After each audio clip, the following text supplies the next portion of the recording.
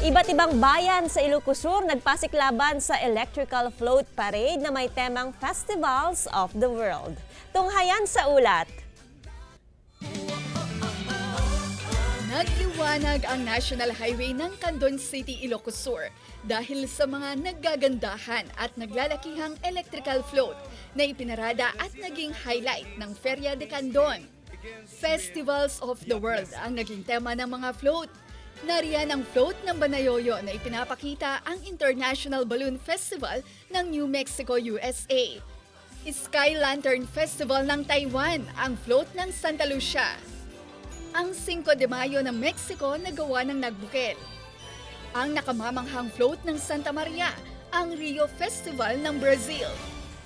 Wagi sa kompetisyon ang Galimuyot sa kanilang Kukuna Flower Festival ng Netherlands. Sinundan niya ng suyo na tampok ang Venice Carnival ng Italy. Carnival Festival ng Caribbean na obra ng Lidlida. Pasok din ang float ng Sigay sa kanilang Festival of Lights ng Berlin, Germany.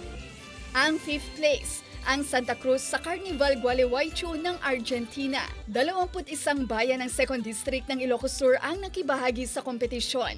Maliban dyan, may labanan din sa pinakamagandang parol na gawa ng mga estudyante sa elementarya, sekundarya at kolehiyo. Recycled materials ang ginamit sa mga parol. Layon umunong makilala hindi lang sa bansa, kundi sa mundo ang Feria de Candon at ang world-class na obra ng mga Ilocano. Ivy Hernando, para sa Mornings with GMA Regional TV.